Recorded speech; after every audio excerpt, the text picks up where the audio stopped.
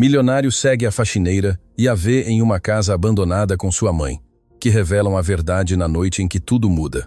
Eram 12h15 da noite quando Ricardo Dantas Azevedo viu a luz do corredor acender pela segunda vez na mesma semana. Ele havia ficado trabalhando até tarde, como sempre. A mansão no Morumbi era enorme e silenciosa àquela hora, e ele preferia o silêncio, preferia a escuridão do escritório, a tela do computador, os números que nunca mentiam nem o decepcionavam. Os números não morriam. Os números não o deixavam sozinho. Ele ouviu passos suaves, rápidos, quase sem peso. Não eram os passos do guarda de segurança. Esses eram lentos, pesados, acompanhados pelo rangido do cinto. Estes eram diferentes. Ricardo levantou os olhos dos documentos e olhou para a porta entreaberta do escritório. Uma figura cruzou o corredor. Era Patrícia. Ela usava o uniforme azul de limpeza. Mas àquela hora seu turno já havia terminado havia mais de 2 horas. Ricardo franziu a testa. A viu caminhar em direção à saída de serviço com algo debaixo do braço. Parecia uma mochila pequena e desaparecer pela porta lateral.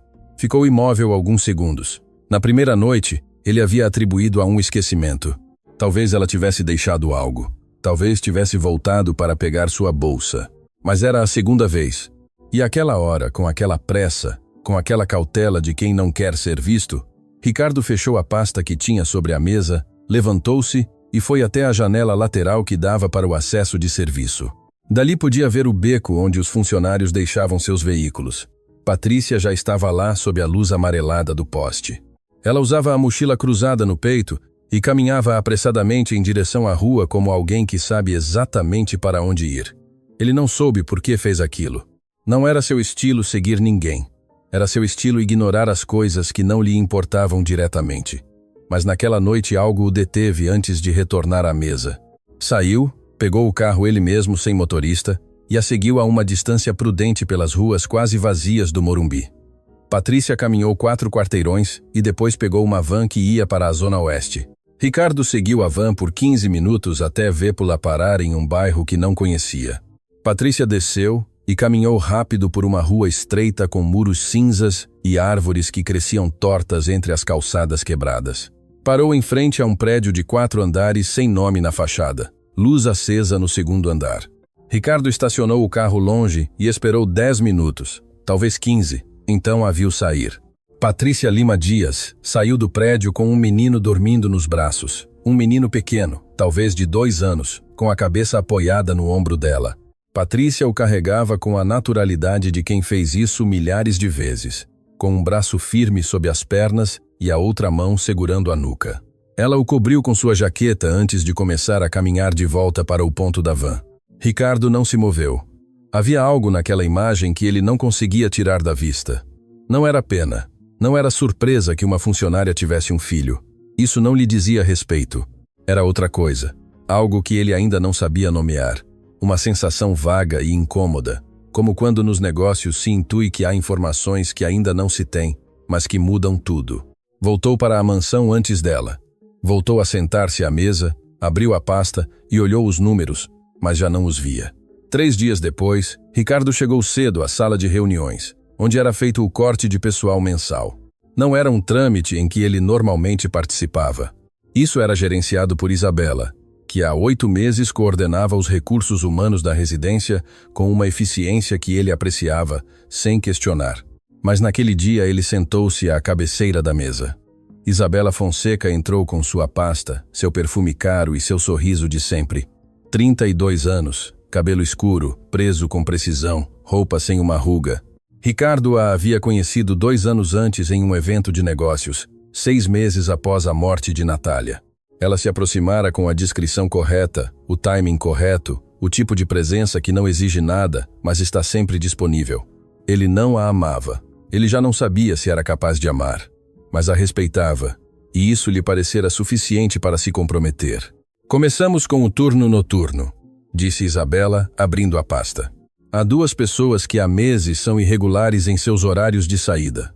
Uma delas, Patrícia Lima Dias, disse Ricardo antes que ela terminasse. Isabela o olhou. Sim, você já tinha o relatório, não é? O que propõe? Dispensá-la.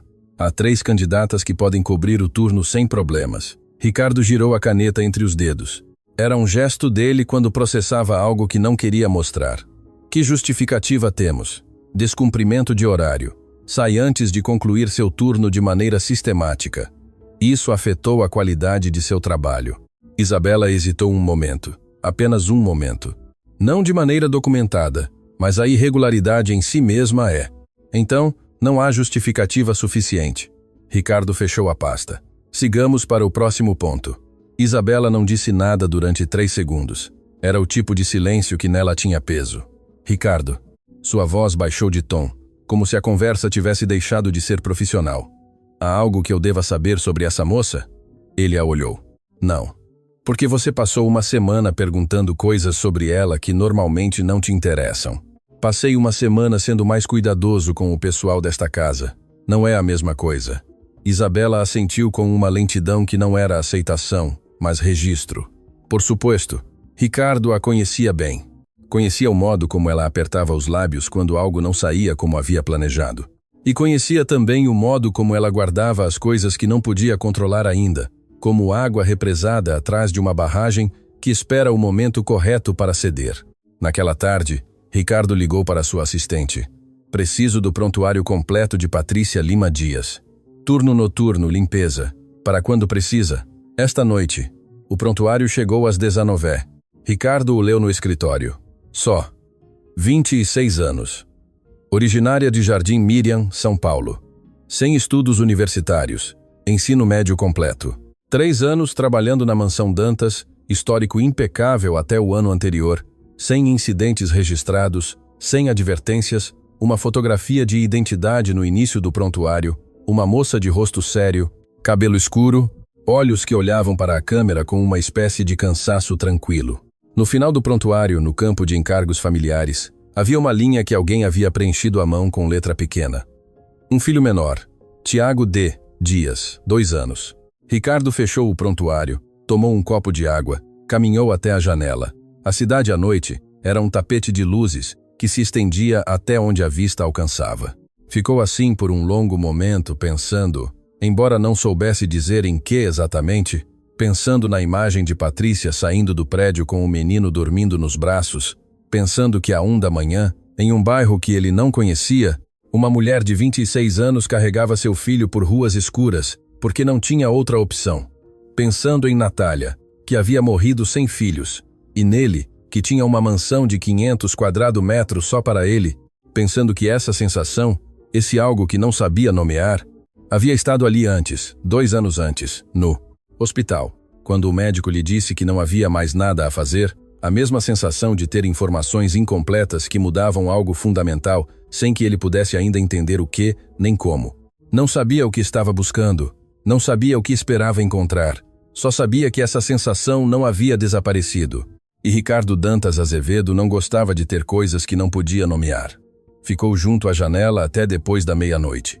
Quando finalmente foi para a cama, a cidade continuava acesa, e ele, pela primeira vez em muito tempo, não pensou em negócios antes de fechar os olhos. Pensou em uns olhos que ainda não havia visto, olhos que se reconhecem. Na segunda-feira seguinte, Ricardo chegou à mansão antes do habitual. Eram 11 da manhã quando ouviu vozes no jardim de serviço. Uma voz adulta e uma voz pequena, alta, com aquela cadência particular das crianças que ainda não distinguem entre falar e gritar. Ricardo saiu pela porta lateral, sem saber exatamente por quê. No jardim de serviço, Patrícia Lima Dias estava ajoelhada em frente a um menino de cabelo preto e olhos grandes que apontavam um pássaro pousado na borda do muro. O menino usava uma mochila colorida grande demais para seu corpo. Patrícia lhe dizia algo em voz baixa, com um sorriso que Ricardo nunca havia visto no rosto dela quando estava trabalhando. Era um sorriso diferente, um sorriso que vinha de um lugar que não tinha nada a ver com o trabalho, nem com o medo, nem com a prudência. "O que o menino faz aqui?" perguntou Ricardo. Patrícia se levantou de imediato. O menino virou a cabeça e o olhou sem nenhum tipo de temor. "Desculpe, Sr. Azevedo, minha mãe. Houve um problema com quem o cuida hoje. Não tive onde deixá-lo. Não vai incomodar. Já terminei meu turno e em 10 minutos. Não me importa se incomoda." Perguntei o que faz aqui. Patrícia apertou os lábios. "Eu o trouxe. Se quiser descontar do salário o tempo que..." "Não vou descontar nada." Ricardo olhou para o menino. O menino o olhou de volta. Havia algo naquele olhar que Ricardo não soube processar. Não era que o menino se parecesse com ninguém em particular. Não poderia ter dito isso com certeza. Era algo mais vago, como quando se ouve uma melodia que não se lembra de ter aprendido, mas que os dedos tocam sozinhos. Um reconhecimento que ainda não tem nome. Como ele se chama? Perguntou sem tirar os olhos do menino. Patrícia demorou um segundo para responder. Tiago. O menino levantou a mão e disse algo que soou como pássaro, mas que terminou sendo passa porque ainda não dominava os R's.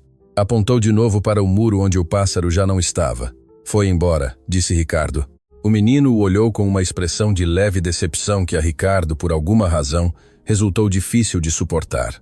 Deu as costas e entrou na mansão.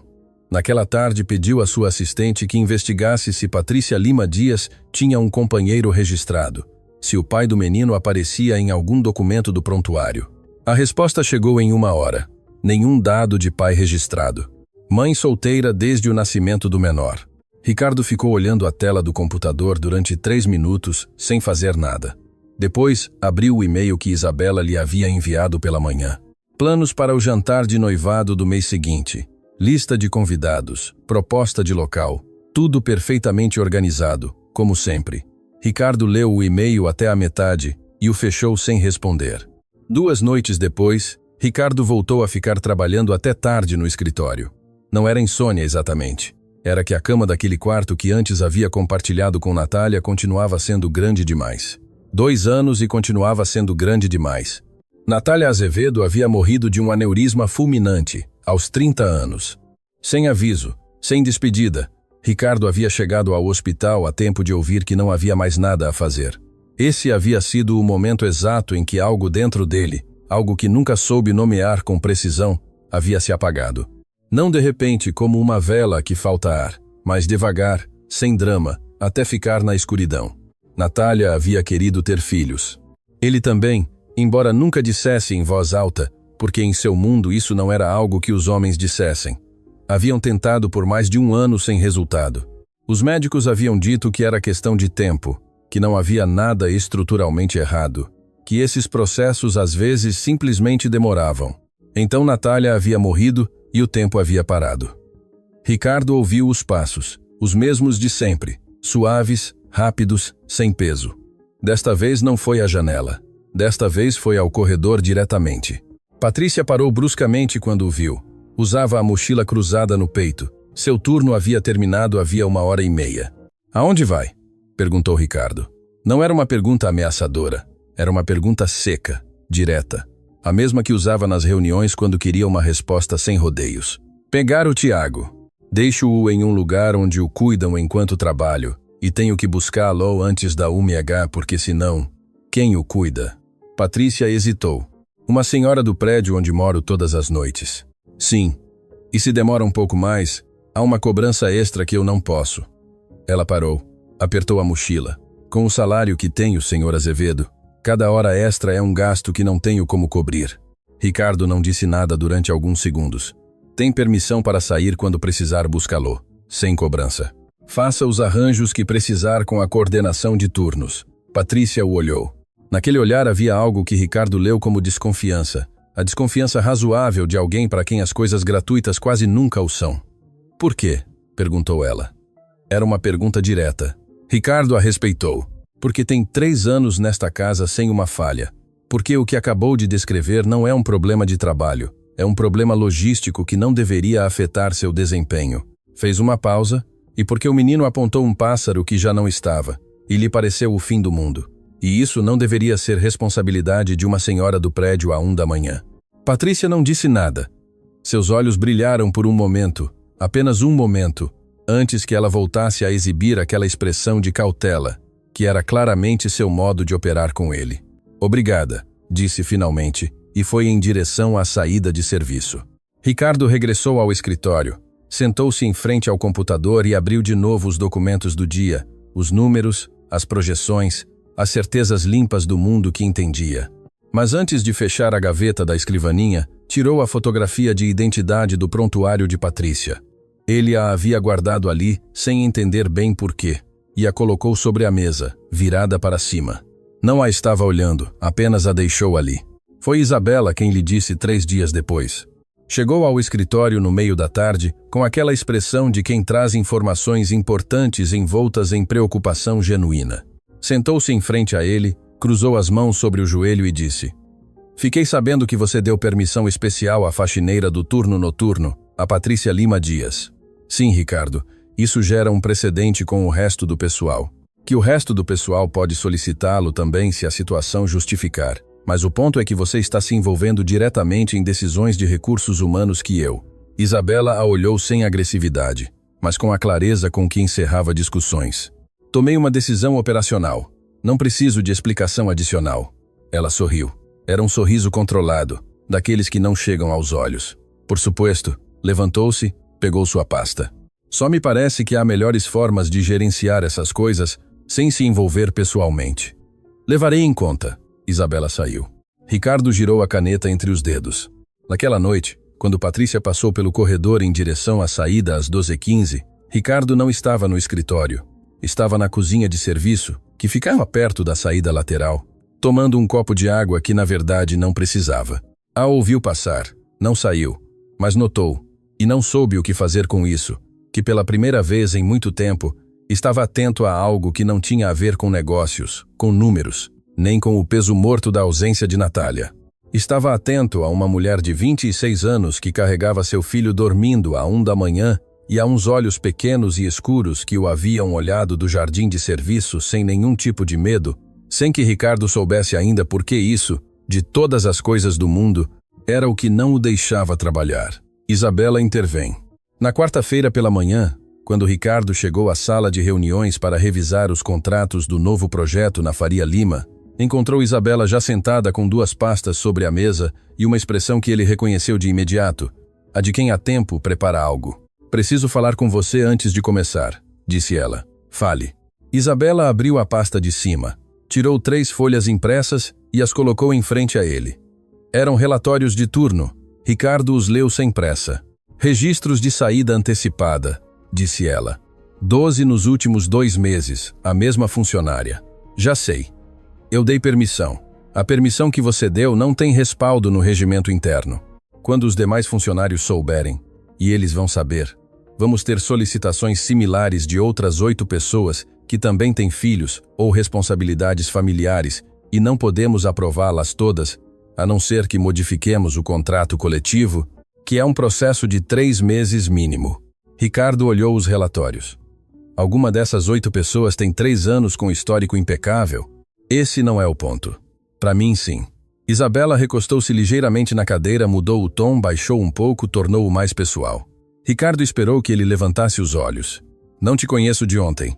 Sei quando algo está te distraindo. E há 2 semanas há algo que está te distraindo." Ele a olhou sem dizer nada. "Não te digo como coordenadora de recursos humanos", continuou ela. "Te digo como a mulher que vai casar com você em 4 meses. Se há algo que você deva saber, prefiro que me diga você." Era uma jogada inteligente. Ricardo reconheceu a inteligência da jogada mesmo enquanto a rejeitava. "Não há nada que você deva saber", disse. "Há uma funcionária eficiente que tem um filho e uma situação logística complicada e tomei uma decisão operacional para não perder pessoal qualificado." Fechou os relatórios e os devolveu para ela. "Se o regimento precisa ser atualizado para formalizar isso, atualize-o. Para isso você tem a equipe jurídica." Isabela pegou as folhas, assentiu, sorriu. "Bem, eu gerencio." Mas enquanto recolhia a pasta, disse uma última coisa em voz muito baixa, quase como se fosse um pensamento em voz alta. "Espero que não seja um erro do qual depois não possamos voltar." Ricardo não respondeu. O que Ricardo não viu foi o que ocorreu naquela mesma tarde. Isabela ligou para Lúcia Medeiros, a coordenadora do turno noturno, em seu escritório. Lúcia era uma mulher de 40 anos que estava há 6 na mansão e que entendia perfeitamente como funcionava a hierarquia real daquele lugar, que nem sempre coincidia com o organograma. "Preciso que você documente cada irregularidade de Patrícia Lima Dias de agora em diante", disse Isabela. "Tudo. Se chegar 2 minutos atrasada, se uma superfície ficou sem limpar, se usar o telefone durante o turno, tudo." Lúcia a olhou. "Ela tem instruções do Sr. Azevedo de... Tem instruções minhas e eu coordeno este departamento." Lúcia assentiu sem mais perguntas. O que Isabela não lhe disse era a verdadeira razão. A verdadeira razão. Algo que Isabela carregava há mais de um ano. Algo que havia pago para enterrar e que desde que Ricardo havia começado a fazer perguntas sobre Patrícia Lima Dias, ameaçava desenterrar-se sozinho. Ela conhecia a existência do menino antes de Ricardo. Havia sabido há 8 meses quando revisou os prontuários de todo o pessoal como parte de sua incorporação à coordenação da mansão. Havia lido o nome Tiago Dias, 2 anos, e depois havia feito o que fez com todo dado que podia representar um risco. Havia avaliado, havia pesado e havia decidido que enquanto Patrícia Lima Dias se mantivesse discreta e em seu lugar, não havia nada a temer. Mas Ricardo estava deixando de ser indiferente e isso mudava tudo. Patrícia não soube das instruções de Isabela até 4 dias depois, quando Lúcia a chamou de lado no início do turno e lhe disse com desconforto visível que havia recebido indicações de documentar seu desempenho com maior detalhe que o habitual. Por quê? Perguntou Patrícia. Não me deram razão. Patrícia ficou calada. Não era difícil entender de onde vinha aquilo. Em 8 meses, Isabela Fonseca nunca lhe havia dirigido a palavra diretamente, mas Patrícia a havia observado o suficiente para saber que aquela mulher não deixava nada ao acaso. Naquela noite trabalhou com mais cuidado do que nunca. Superfícies que normalmente revisava uma vez, revisou 2 vezes. Áreas que não lhe correspondiam, limpou de todos os modos. Chegou 10 minutos antes que o turno terminasse ao ponto de marcação. Embora Tiago já estivesse há 40 minutos esperando-a no prédio da cuidadora e a senhora lhe havia enviado 2 mensagens ao telefone. Saiu às 12h15, caminhou rápido. O frio da noite no Morumbi era seco e cortante. O que não sabia era que naquela noite Ricardo estava de novo no escritório e que a ouviu sair e que desta vez sim foi à janela. A viu afastar-se pelo beco de serviço. Viu como apertava a mochila contra o peito e acelerava o passo em direção ao ponto. Viu como a noite a absorvia no final da rua e ficou ali de pé junto à janela, mais tempo do que teria podido justificar. Na sexta-feira, Ricardo convocou Isabela para uma reunião breve, não na sala de reuniões, mas no escritório, que era seu território, onde as conversas tinham regras distintas. Quero que cancele as instruções que deu a Lúcia Medeiros. Isabela não piscou. Como você ficou sabendo? Isso não importa. Quero que as cancele hoje, Ricardo. Estou fazendo meu trabalho. Se há um problema de desempenho, não há um problema de desempenho. O que há é um problema de critério. Levantou-se, foi em direção à janela e depois voltou-se para ela. Essa funcionária tem meu respaldo explícito. Se há uma razão legítima para avaliá-la de maneira extraordinária, essa razão me é apresentada primeiro. Você não age por conta própria. Isabela o olhou durante um longo momento. Bem, cancelarei as instruções esta tarde. Obrigado. Isabela se levantou, pegou sua pasta, na porta parou. Posso te perguntar algo pessoal? Pode perguntar. Você a conhece de antes, a Patrícia Lima Dias? A pergunta era direta, calculada para provocar uma reação. Ricardo a reconheceu como o que era. Não, disse. Isabela assentiu. De acordo. Saiu. Ricardo ficou sozinho no escritório. Girou a caneta entre os dedos durante 1 minuto longo. Não a conhecia de antes. Isso era verdade. Mas havia algo que ele conhecia e que não podia explicar. Aquele olhar. O do menino no jardim. Esses olhos escuros e tranquilos que o haviam olhado sem medo, como se o reconhecessem de um lugar que nenhum dos dois podia recordar ainda. Ricardo Dantas Azevedo não era um homem dado a intuições. Era um homem de dados, de evidências, de cadeias causais que podiam ser verificadas. Mas naquela tarde, sozinho no escritório, admitiu pela primeira vez uma coisa que os dados não podiam lhe explicar. Precisava saber quem era aquele menino e não sabia ainda por que essa necessidade lhe pesava tanto. Levantou-se e foi em direção à estante que ocupava a parede completa do fundo. No segundo instante, atrás de alguns livros de arquitetura que nunca abria, havia um porta-retratos pequeno que estava há 2 anos naquele lugar, porque não havia conseguido colocá-lo em um lugar visível e tampouco havia sido capaz de guardá-lo em uma caixa. Era uma foto de Natália, quando tinham 27 anos, os dois em uma viagem ao Oaxaca que haviam feito antes de casar. Ela ria para a câmera com aquela risada dela, que não tinha nada de elegante e que a ele sempre lhe parecera a coisa mais bonita do mundo.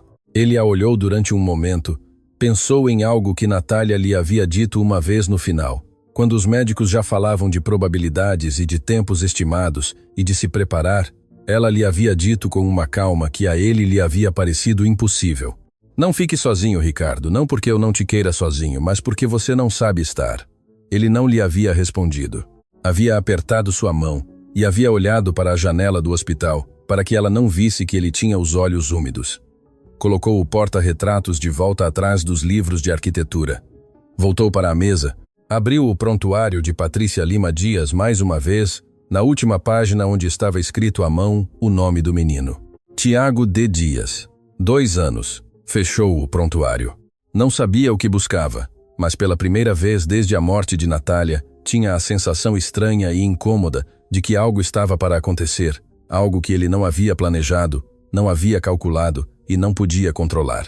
E essa sensação, que em qualquer outro contexto teria rejeitado de imediato, naquela noite não o incomodou tanto quanto deveria. A viagem a Jardim Miriam foi numa quinta-feira à tarde quando o telefone de Patrícia tocou dentro da mansão. Ricardo não estava perto. Estava na parte de cima revisando uns planos com o arquiteto do projeto da Faria Lima. Mas Lúcia Medeiros sim estava perto, e depois contou para a pessoa errada, e essa pessoa contou para Isabela. E assim foi como a informação viajou de boca em boca pelos corredores, onde o poder real de uma casa grande sempre circula. O que Patrícia recebeu foi uma ligação de 3 minutos que a deixou com a cara branca. Era seu irmão mais novo, Gabriel, que morava perto de Jardim Miriam. Ele disse que sua mãe havia sofrido uma queda naquela manhã, que a vizinha a havia encontrado no chão da cozinha quase 1 hora depois do ocorrido, que já estava no posto de saúde do município, que não era nada quebrado, mas que estava muito fraca, e perguntava por Patrícia. Quão fraca? Perguntou Patrícia. Não come bem há semanas e está confusa às vezes. Ontem não me reconheceu por um momento. Patrícia fechou os olhos. Vou assim que sair. O médico diz que se você puder vir hoje seria melhor. Ela olhou o relógio. Faltavam 4 horas para que seu turno terminasse. 4 horas que não tinha. Falou com Lúcia, que lhe disse que precisava de autorização da coordenação para sair antes. Lúcia ligou para o escritório de Isabela. A resposta demorou 20 minutos para chegar, que para Patrícia foram 20 minutos de pé junto ao seu armário, com o casaco posto e a mochila na mão olhando o telefone. A resposta foi não. Isabela havia dito que não havia pessoal disponível para cobrir o turno com tão pouco tempo de aviso. Patrícia sentou-se no banco do quarto de serviço. Respirou devagar. Disse a si mesma que sua mãe estava estável, que não era uma emergência, que podia esperar 4 horas. Disse isso 3 vezes. Não funcionou. Foi ao escritório, bateu na porta. Ricardo levantou os olhos dos planos. Desculpe interromper. Sua voz era firme, mas ele notou a palidez em seu rosto. Tenho uma emergência familiar. Minha mãe sofreu uma queda e está no posto de saúde em Jardim Miriam. Pedi permissão de saída à coordenação e me disseram que não havia cobertura. Venho pedir diretamente a você, porque não tenho outro caminho. Ricardo olhou para o arquiteto. Continuamos amanhã. O arquiteto recolheu os planos sem dizer uma palavra e saiu. Ricardo voltou-se para Patrícia. Saia, agora. Eu resolvo o turno. Patrícia assentiu. Deu meia volta. Patrícia. Ela parou. Tem como chegar? Van para Jardim Miriam saindo da Lapa. Ricardo calculou. Lapa para Jardim Miriam de van àquela hora com o trânsito de quinta-feira à tarde, 1h30 no mínimo, talvez 2. Eu a levo. Patrícia virou-se para ele com uma expressão que misturava alívio e algo parecido com receio. Não é necessário, senhor. Já sei que não é necessário. Quer chegar em 40 minutos ou em 2 horas? Ela não respondeu. Ele pegou as chaves da gaveta e caminhou em direção à saída. Pegaram o carro de Ricardo, o sedã preto sem motorista. Ele dirigiu. Patrícia ia no banco do carona com a mochila sobre os joelhos e os olhos na janela, como quem está tentando não ocupar mais espaço do que o estritamente necessário.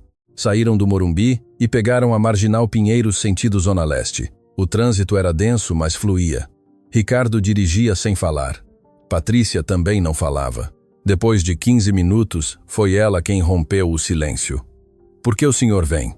Porque conheço o caminho. E por que você está há 10 minutos apertando essa mochila como se fosse apertar a angústia também? Patrícia olhou para baixo, soltou a mochila lentamente e a colocou no banco traseiro.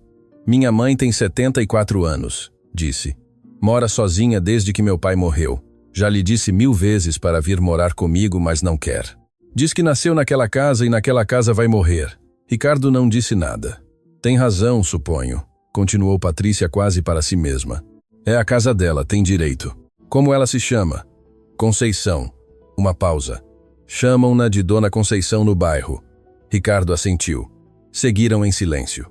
A marginal deu lugar à rodovia para Jardim Miriam, e a cidade foi soltando lentamente sua densidade.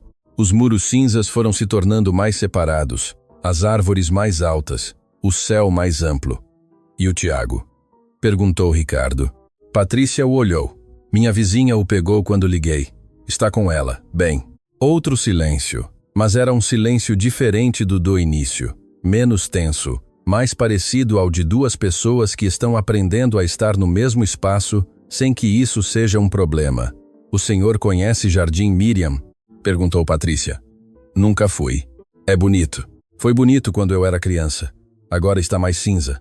Mas minha mãe diz que é o mesmo. Chegaram ao posto de saúde municipal às 18h. Era um prédio de paredes bege com cadeiras de plástico verde na sala de espera e cheiro de desinfetante que Ricardo reconheceu de imediato. Era o mesmo cheiro de todos os hospitais do mundo, que não muda com o nível socioeconômico nem com o país. Patrícia entrou correndo. Ricardo ficou na sala de espera. Esteve ali 40 minutos. Leu 2 vezes o mesmo cartaz sobre prevenção de dengue que havia na parede. Tomou água de um copo de plástico que lhe deu uma enfermeira que lhe sorriu com a pena automática que se reserva para os familiares de pacientes. Ele não a corrigiu. Quando Patrícia saiu, tinha os olhos úmidos, mas estava serena. Está bem, foi a pressão. O médico diz que precisa de repouso e ajustar a medicação, exalou. Obrigada por me trazer. Ela pode ir para casa ou fica internada? Vai para casa. Meu irmão a leva agora. Ricardo assentiu. Quer vê-la? A pergunta a pegou de surpresa. Não é necessário. Quer? Repetiu ele com a mesma calma direta de sempre. Patrícia hesitou. Era uma dúvida que tinha muitas camadas, e Ricardo notou, embora não pudesse saber quais eram. Não acho que seja boa ideia, disse ela finalmente. Bem, quando quiser, vamos. Patrícia foi se despedir de sua mãe. Ricardo esperou junto ao carro. Eram 18h40. A luz da tarde em Jardim Miriam era alaranjada e horizontal, o tipo de luz que faz com que tudo pareça mais quieto do que é.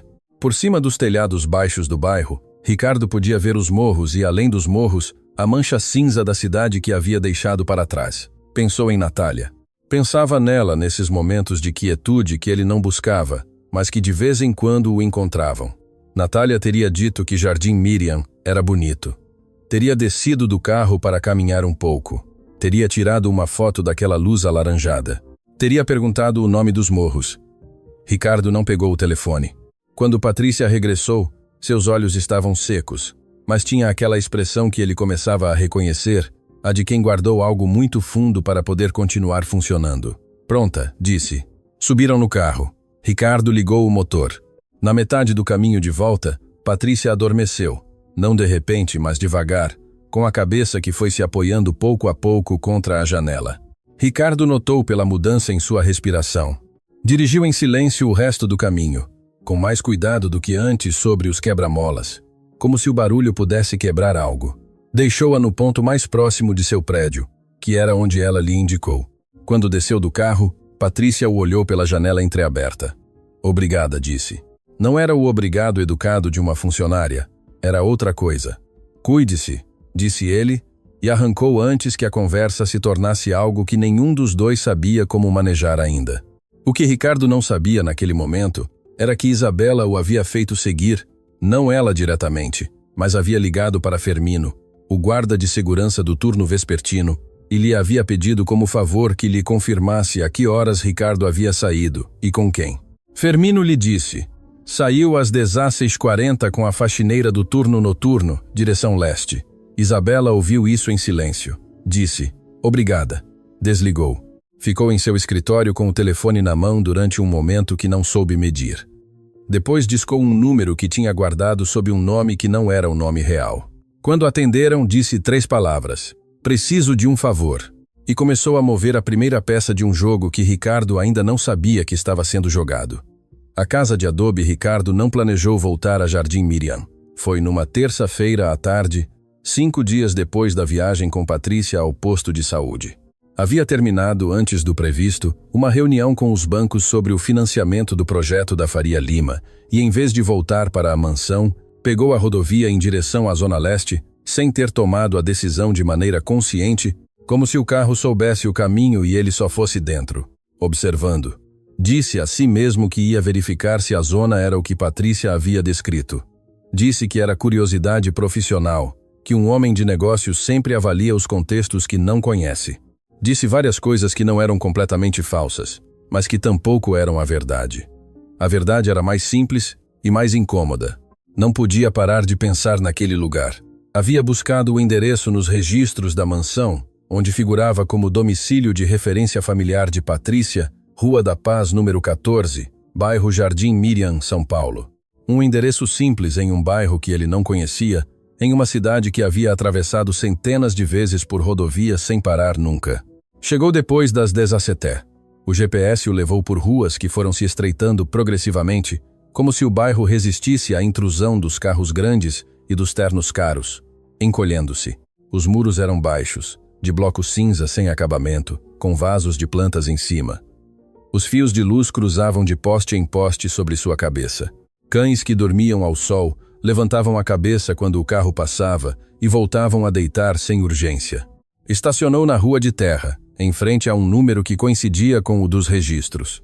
A casa era exatamente como Patrícia a havia descrito sem descrever. Lá, pequena, de alvenaria e madeira, com o telhado de telhas que o tempo havia oxidado nas esquinas. Um muro baixo de pedra delimitava a frente com uma grade de metal que alguém havia pintado de verde em algum momento já distante. No pequeno quintal, mais terra que jardim, havia uma primavera que crescia sem que ninguém a podasse, roxa e exuberante, completamente alheia à modéstia de tudo o que a rodeava. Ricardo ficou no carro. Não sabia o que havia esperado. Talvez confirmar que o lugar era o que imaginava. Talvez que a realidade fosse suficiente para fechar algo que não terminava de se fechar em sua cabeça. Mas então viu a porta abrir-se. Patrícia saiu para o pequeno quintal com Tiago pela mão. O menino carregava uma bola de borracha vermelha e caminhava com aquela instabilidade característica das crianças de 2 anos que ainda estão negociando com a gravidade. Patrícia o soltou e ele foi direto para a primavera. Parou em frente a ela e tocou as flores com uma seriedade que fazia pensar que estava tomando uma decisão muito importante. Ricardo não se moveu.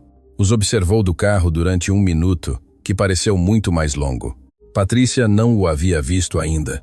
Estava de costas para a rua, agachada junto a Tiago, dizendo-lhe algo sobre as flores. O menino apontou algo na planta. Ela assentiu. Ele apontou de novo. Ela voltou a assentir com a paciência infinita de quem pode repetir o mesmo 100 vezes sem que lhe mude o tom. Era uma imagem tão ordinária e tão completa em si mesma, que Ricardo sentiu algo que não havia sentido em muito tempo. A consciência aguda de estar olhando algo que não lhe pertencia e que, no entanto, o puxava por dentro, com uma força que não sabia nomear. Então Tiago virou a cabeça, o viu. O menino o olhou do quintal, com esses olhos escuros e quietos de sempre, sem surpresa, sem medo, como se esperasse alguém que finalmente tivesse chegado. Levantou a mão devagar e a moveu. Uma pequena saudação, desajeitada, completamente séria. Ricardo não respondeu de imediato, depois levantou a mão também. Patrícia seguiu a direção do olhar de seu filho e o viu. Levantou-se de repente. Em seu rosto passaram várias coisas em 2 segundos. Surpresa, alarme, algo parecido com medo, e depois aquela máscara de compostura que usava sempre que não sabia o que esperar. Ricardo desceu do carro. "Boa tarde", disse da rua. "Boa tarde." A voz de Patrícia era cautelosa. "Não sabia que vinha." "Eu também não", disse ele. E era verdade. Houve um breve silêncio. Tiago continuava olhando-o do quintal com a bola vermelha apertada contra o peito. "Minha mãe está descansando", disse Patrícia. "Está melhor que na semana passada, mas o médico lhe indicou repouso nas tardes. Não vim incomodá-la." Ricardo olhou para a casa, as paredes de alvenaria, o telhado de telhas com as esquinas oxidadas. Olhou para a primavera roxa que era viva demais para aquele quintal pequeno. "Vim ver como estavam." Patrícia o estudou. Era o tipo de olhar que se dá quando não se sabe se deve acreditar em algo. Mas também não se tem razão para não acreditar. "Estão bem", disse. "Que bom." Outro silêncio. Tiago cansou de esperar que alguém fizesse algo interessante e foi rolando a bola contra um muro de pedra que a devolveu torta, o que pareceu satisfazê-lo muito. Ricardo olhou para o menino. Havia algo na forma dos olhos, algo na maneira em que a testa se enrugava quando concentrava a atenção em algo.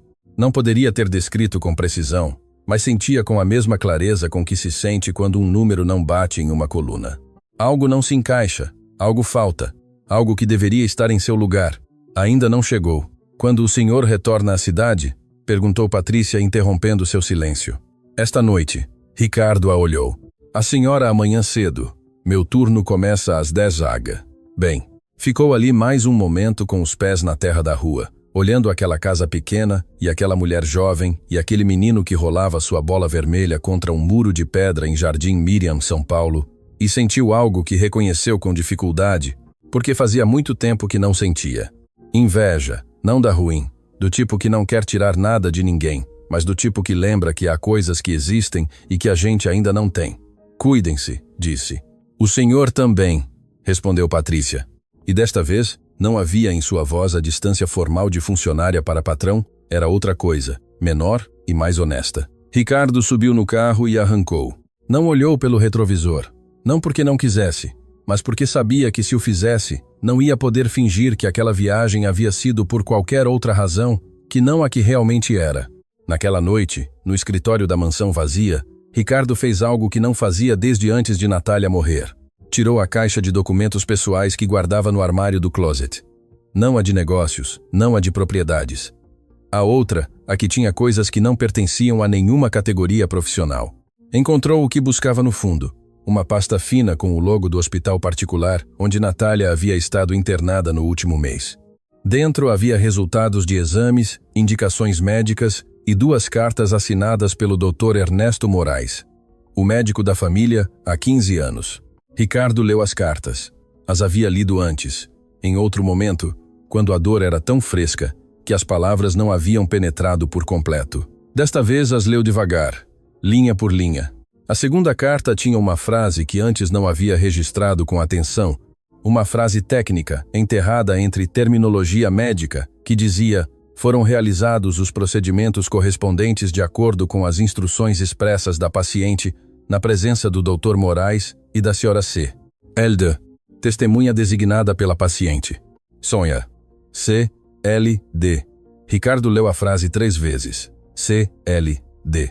Conceição Lima Dias, o nome completo da mãe de Patrícia. Ficou imóvel com a carta na mão. Lá fora, a cidade brilhava igual a sempre. Lá dentro, no escritório, algo que havia estado suspenso durante 2 anos, começou a se mover muito devagar, mas já em movimento. O confronto na soleira Ricardo não dormiu aquela noite. Ficou no escritório até às 3 da manhã com a carta do doutor Moraes sobre a mesa e a caixa de documentos aberta ao seu lado. Leu tudo o que havia dentro. 2 vezes. Buscou o nome de Conceição Lima Dias em cada página, em cada nota, em cada assinatura de testemunha. Encontrou as iniciais C, L, D, em 3 documentos distintos, todos do último mês de vida de Natália, todos assinados no hospital. O que isso significava ele? Ainda não sabia com certeza, mas sabia o que significava que Natália, uma mulher que havia crescido em uma família de classe alta em Higienópolis, que tinha amigas de toda a vida, familiares próximos, um marido, tivesse escolhido a mãe de sua empregada doméstica como testemunha para procedimentos médicos que não havia comunicado a mais ninguém. Isso não era um acidente. Isso era uma decisão. Às 3h15, apagou a luz do escritório, foi para o quarto, deitou-se na cama sem tirar a roupa, olhou para o teto durante 40 minutos e então tomou a única decisão que podia tomar um homem como ele. Quando os dados apontam em uma direção que ele ainda não entende completamente, ir buscar os dados que faltam. Saiu da cidade às 6 da manhã da quarta-feira, antes que São Paulo despertasse completamente. A rodovia para Jardim Miriam estava quase vazia àquela hora, cinza e úmida pela neblina do amanhecer. Ricardo dirigiu sem música, com as 2 mãos no volante e os pensamentos se ordenando sozinhos, como sempre que tinha um problema que não podia delegar. Chegou à Rua da Paz, número 14. Às 7h10 a casa continuava igual. A primavera roxa no pequeno quintal, a grade verde, as paredes de alvenaria com a umidade do amanhecer escurecendo os cantos baixos. Estacionou, Ficou no carro um momento, depois desceu e caminhou até a grade. Tocou. Silêncio. Cachorro na rua de trás latindo sem convicção. Pássaros. Tocou de novo. Ouviu passos lá dentro. Lentos, cuidadosos, o tipo de passos que dão tempo ao corpo para se preparar para o que vier. A porta de madeira se abriu antes que chegassem à grade. No limiar apareceu uma mulher de uns 70 e tantos anos, magra, com o cabelo completamente branco preso para trás. Usava um vestido bege simples e um chalé dobrado sobre os ombros. Tinha o rosto cheio de rugas que não eram de tristeza, mas do tipo que dá uma vida que foi vivida de frente sem se esconder de nada. Olhou-o e naquele olhar Ricardo encontrou algo que não esperava. Não surpresa, não o alarme razoável de uma senhora idosa que abre a porta às 7 da manhã e encontra um desconhecido, mas algo mais parecido com o reconhecimento, como se o estivesse vendo pela primeira vez em pessoa, mas estivesse há tempo esperando exatamente este momento. Senhora. Lima Dias, disse Ricardo. Sim, sua voz era tranquila de uma maneira que não era calma, mas algo mais profundo, a serenidade de quem já não tem medo do que possa acontecer. Você é o Ricardo? Não era uma pergunta. Ricardo ficou quieto um segundo. Sim. Conceição o olhou durante um longo momento. Depois abriu a grade com uma mão que não tremia. Finalmente você chegou, disse, e deu meia volta para dentro de casa, deixando a porta aberta. A casa era pequena e limpa, e cheirava a café recém-passado. E a algo que Ricardo não soube identificar, mas que era antigo e conhecido, como o cheiro das casas das avós de todo o mundo, que não muda com o tempo nem com o dinheiro. Conceição foi à cozinha sem perguntar se ele queria café. Serviu 2 xícaras, colocou o açúcar na mesa, sentou-se em frente a ele. Ricardo sentou-se. Olharam-se. Onde está sua filha? Perguntou ele. Patrícia saiu cedo. Leva o Tiago com a senhora que o cuida na cidade. Voltam em 2 horas. Não vim falar com ela. Vim falar com a senhora. Eu sei. Conceição segurou sua xícara com as 2 mãos. Por que demorou tanto? A pergunta o deteve. Não entendo. Claro que não. Você ainda não sabe o que vim te contar. Uma pausa. Mas você passou semanas rondando esta história, sem que ninguém tenha te dito nada ainda.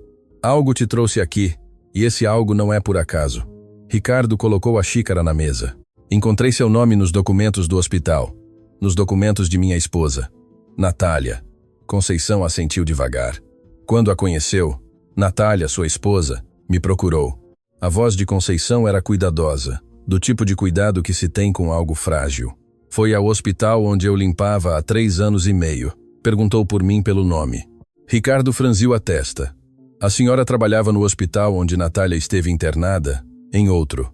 Não, nesse hospital. Ela me procurou porque alguém lhe disse quem eu era. Fez uma pausa. Alguém do hospital onde eu trabalhava antes? O hospital da Zona Sul. Ricardo ficou muito quieto. O hospital sírio-libanês era onde Natália e ele haviam recebido os resultados dos exames de fertilidade há quase 4 anos. O que Natália lhe disse quando a procurou? Conceição baixou os olhos para a xícara. A segurou com as 2 mãos um momento, como se estivesse buscando a maneira correta de começar algo que não tem maneira incorreta de começar. Apenas maneiras mais ou menos dolorosas. Me disse que estava doente, disse finalmente, que os médicos lhe haviam dado pouco tempo, que tinha medo de morrer sem deixar a seu marido o que mais havia querido dar-lhe em vida. Ricardo sentiu algo frio movendo-se por seu peito. Que tinha medo, continuou. Conceição com a voz ainda tranquila, de que se lhe dissesse a verdade você não aceitasse, que te conhecia bem e sabia que ia dizer que não precisava de nada, que podia sozinho, que estava bem e que não queria que dissesse isso. Que verdade? Perguntou Ricardo, embora já soubesse. Já estava sabendo desde aquela madrugada em frente aos documentos, desde o jardim com a primavera, desde a primeira vez que havia visto os olhos do menino no jardim de serviço. Conceição o olhou. Tiago é seu filho, Ricardo. O silêncio que se seguiu não foi um silêncio vazio. Foi o tipo de silêncio que ocupa espaço, que pesa, que muda a temperatura de um quarto. Ricardo não falou durante um tempo que não soube medir. Isso não é possível, disse. Sua voz soou estranha, como saída de muito longe. Os exames disseram que não havia impedimentos, mas que era questão de tempo. Nunca. Os exames de Natália saíram diferentes dos seus. A voz de Conceição tornou-se mais suave, não para protegê-lo, mas porque o que vinha era delicado. Ela não te disse isso, te disse o mesmo que a você, que era questão de tempo.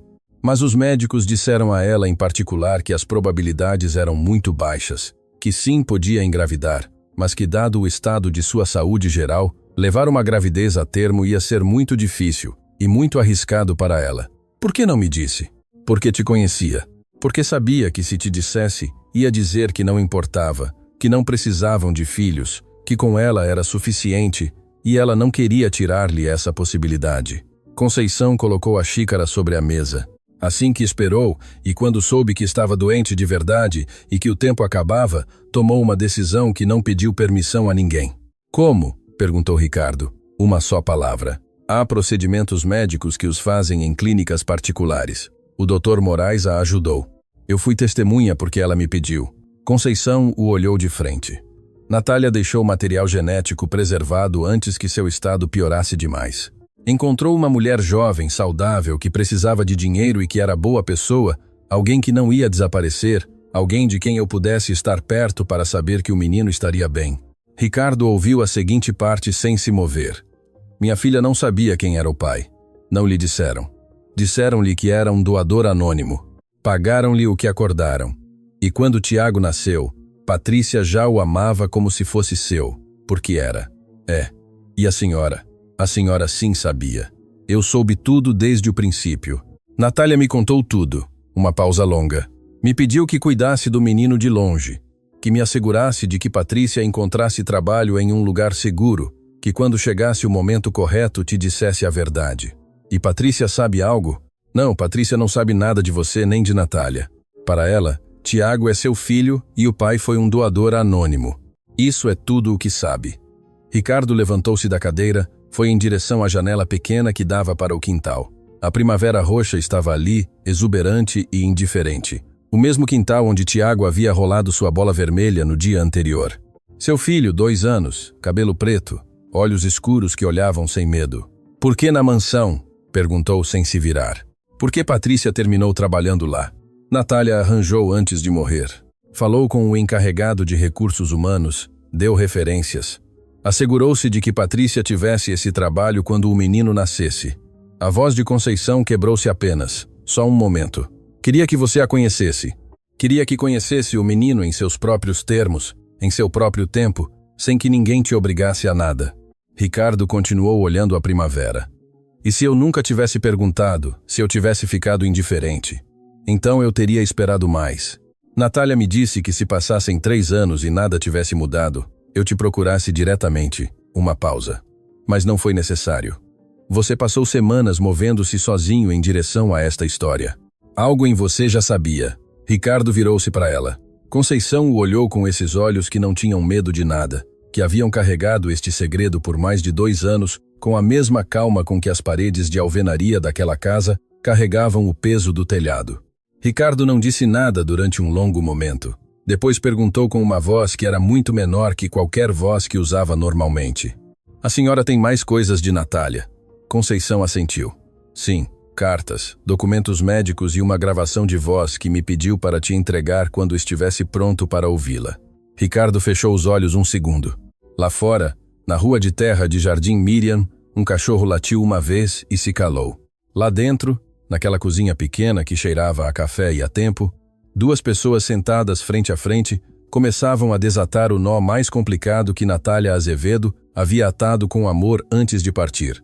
O que Conceição sabe, Conceição, levantou-se da mesa sem se apressar. Foi para o quarto do fundo com aquela sua caminhada de pessoa que já não tem pressa, porque aprendeu a tempo que as coisas importantes não se ganham correndo, mas esperando. Ricardo ouviu o rangido de uma gaveta, depois silêncio, depois passos de volta. Regressou com uma caixa de papelão do tamanho de uma caixa de sapatos, sem adornos com o nome Natália, escrito à mão com canetinha preta na tampa. A colocou sobre a mesa em frente a Ricardo e sentou-se. Tudo está aqui, disse. Ela me deixou no último mês. Me disse que quando chegasse o momento, eu entregasse a quem devia ter. Ricardo olhou para a caixa sem tocá-la.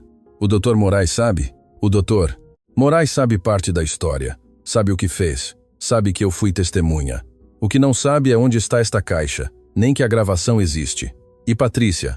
Patrícia não sabe nada. Conceição o olhou com uma firmeza tranquila. E antes que você abra isso, preciso que entenda algo. Ricardo esperou. Minha filha carregou essa gravidez sozinha. Carregou com medo, com dúvidas, sem saber quem era o pai, porque assim foi acordado. Carregou acreditando que era uma decisão que havia tomado livremente por necessidade econômica e que não afetava a mais ninguém. Fez uma pausa. Quando Tiago nasceu, Patrícia não o olhou como o resultado de um trato. Olhou-o como seu filho. E desde esse dia sacrificou coisas que você não pode imaginar para criá-lo como merece. Eu sei, disse Ricardo. Não sabe ainda. A voz de Conceição não era dura, era precisa. Vai saber quando a conhecer de verdade. Mas o que sim precisa saber agora é isto. O que há nessa caixa muda sua vida e também muda a dela. E quando isso ocorrer, Patrícia vai precisar que você seja o tipo de homem que Natália acreditou que era.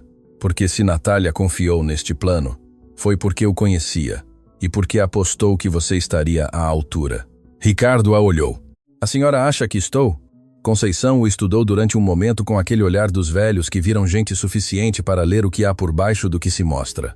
Acho que você passou semanas buscando algo que não sabia que era seu e que quando encontrou não foi embora.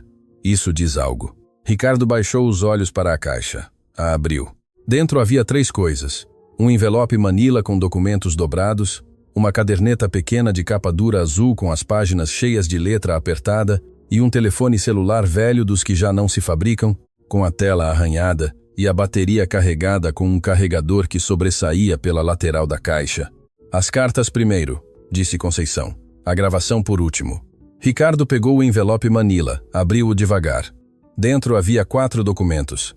O primeiro era um consentimento médico assinado por Natália e pelo Dr. Moraes, com data de 3 anos e meio atrás, que descrevia em termos clínicos precisos o procedimento de preservação e o acordo de subrogação. O segundo era um contrato particular entre Natália e uma pessoa identificada apenas como PLD, com o acordo econômico, os termos de anonimato e uma cláusula que Ricardo leu 2 vezes. A parte P. LDM. Declara não ter interesse em conhecer a identidade do doador biológico paterno e renuncia voluntariamente a qualquer reclamação futura sobre tal identidade, sendo o menor resultante deste acordo reconhecido exclusivamente como filho de PLD. Patrícia Lima Dias. O terceiro documento era a certidão de nascimento de Tiago Ricardo Dantas, com o nome completo que Ricardo estava vendo pela primeira vez. Tiago Ricardo. Natália havia dado o nome dele ao menino, sem dizer a ninguém, sem que Patrícia soubesse de onde vinha esse segundo nome, porque no contrato só figuravam iniciais, e nunca um nome completo. Ricardo segurou a certidão por um tempo que não soube medir. Ela escolheu o nome, disse. Não era uma pergunta. Ela pediu como condição, disse Conceição, antes de assinar qualquer coisa. O segundo nome tinha que ser esse. Ricardo deixou a certidão sobre a mesa com muito cuidado, como se fosse algo que pudesse quebrar. O quarto documento era uma carta escrita à mão com a letra de Natália, que ele reconheceu de imediato, embora fazia 2 anos que não havia. Uma letra inclinada com os is sem ponto, e os s desciam demais, que a ele lhe havia parecido sempre a letra mais característica do mundo, porque era impossível confundi-la com nenhuma outra. A carta tinha 2 páginas. Ricardo as leu em silêncio. Conceição não o interrompeu. Levantou-se em algum momento, foi à cozinha, voltou com as xícaras reabastecidas. O encontrou ainda lendo. Sentou-se e esperou. Quando Ricardo terminou, dobrou as folhas com cuidado, as colocou de volta no envelope e o fechou. Depois ficou com os cotovelos sobre a mesa e a cabeça entre as mãos durante um momento que Conceição respeitou em silêncio. "Está bem?" perguntou ela finalmente. "Não", disse ele com uma honestidade que não usava quase nunca. "Mas vou ficar bem." Conceição assentiu. "Quer ler a caderneta?" "Não, hoje não." Ricardo levantou a cabeça. "Hoje não consigo mais." "Está bem. A caderneta não tem pressa."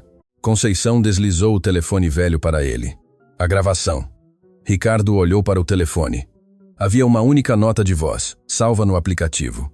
5 minutos e 42 segundos.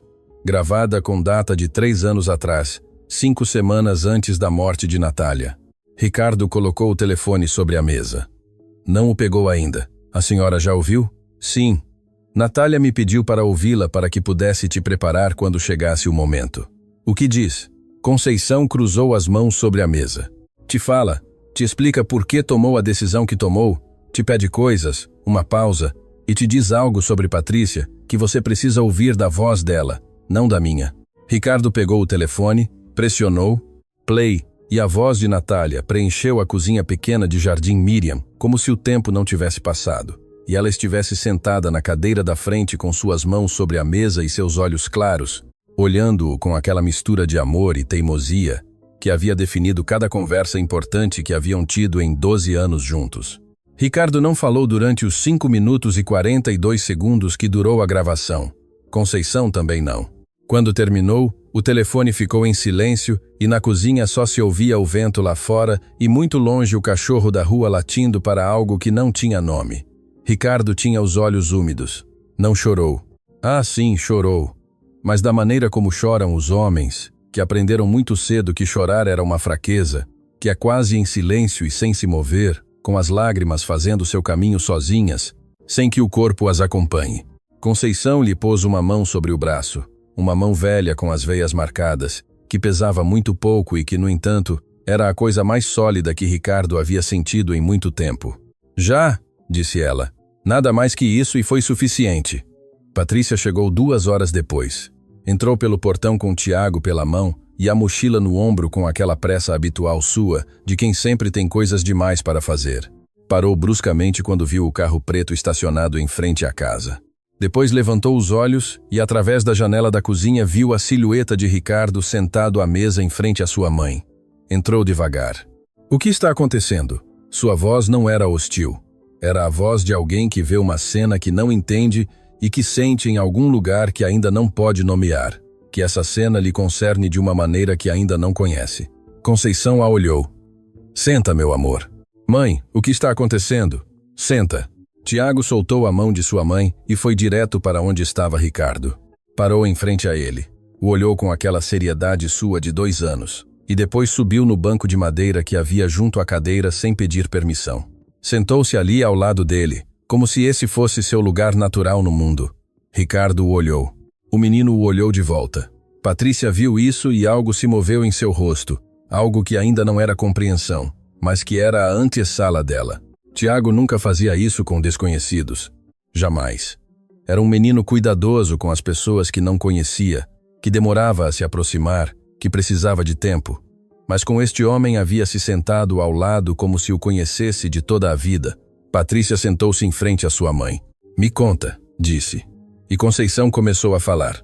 A gravação Conceição falou durante 20 minutos. Contou tudo na ordem correta, sem pular partes, sem suavizar o que não podia ser suavizado. Falou de Natália, da doença, da decisão que havia tomado em silêncio. Falou do procedimento, do contrato, do acordo de anonimato. Falou de por que havia aceitado ser testemunha e do que Natália lhe havia pedido que fizesse depois. Patrícia não a interrompeu uma única vez. Ouviu com as mãos planas sobre a mesa e os olhos fixos em sua mãe, com uma expressão que foi mudando tão devagar que era difícil seguir o rastro. Primeiro foi confusão, depois algo parecido com a incredulidade, depois uma quietude que não era calma, mas o estado em que o corpo se põe quando recebe informação demais de uma vez e precisa de um momento para processar antes de reagir. Tiago, alheio a tudo, havia encontrado uma colher de pau em algum lugar da cozinha e a golpeava suavemente contra a borda da mesa. Ricardo atirou com gentileza. O menino o olhou, avaliou se valia a pena protestar. Decidiu que não, e pôs-se a examinar os dedos de Ricardo com a mesma seriedade científica com que havia examinado a primavera no dia anterior. Quando Conceição terminou, o silêncio na cozinha era do tipo que pesa. Patrícia olhou para Ricardo. Ele a olhou. É verdade? Perguntou ela. E sua voz soou estranha, como saída de um lugar mais profundo do habitual. Sim, disse Ricardo. O senhor sabia? Soube esta manhã aqui com o que sua mãe me mostrou. Patrícia assentiu muito devagar. Baixou os olhos para suas mãos sobre a mesa. Depois os subiu para Tiago, que continuava sentado junto a Ricardo, examinando seus dedos com concentração absoluta. Tiago, disse ela com uma voz que tentava ser normal, e não chegava totalmente. O menino levantou os olhos. Vem aqui. Tiago desceu do banco e foi com sua mãe. Patrícia o levantou e o apertou contra seu peito com os braços fechados, com o rosto afundado no cabelo escuro do menino, e fechou os olhos durante um longo momento. Ricardo olhou para a janela. Conceição olhou para suas mãos. Quando Patrícia levantou a cabeça, tinha os olhos brilhantes, mas secos. Colocou Tiago no chão. O menino foi de volta para onde a colher que Ricardo havia deixado na borda da mesa. «Por que não me disseram quem era o pai?» perguntou Patrícia olhando para sua mãe. «Porque assim acordamos com Natália. O anonimato era para te proteger, para que pudesses criar Tiago sem que isso fosse um fardo, sem que houvesse alguém a quem devesses algo ou de quem tivesses que te cuidar. E agora?» Conceição não respondeu de imediato.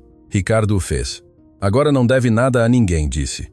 «O que aconteceu foi um acordo entre sua mãe e minha esposa. Você cumpriu sua parte. Mais do que cumpri-la. Uma pausa. O que acontecer daqui em diante não tem a ver com esse acordo». Patrícia o olhou durante um momento. «O que o senhor quer que aconteça?» Era a pergunta mais direta e mais difícil ao mesmo tempo. Ricardo a sustentou sem esquivá-la. «Quero conhecer meu filho», disse.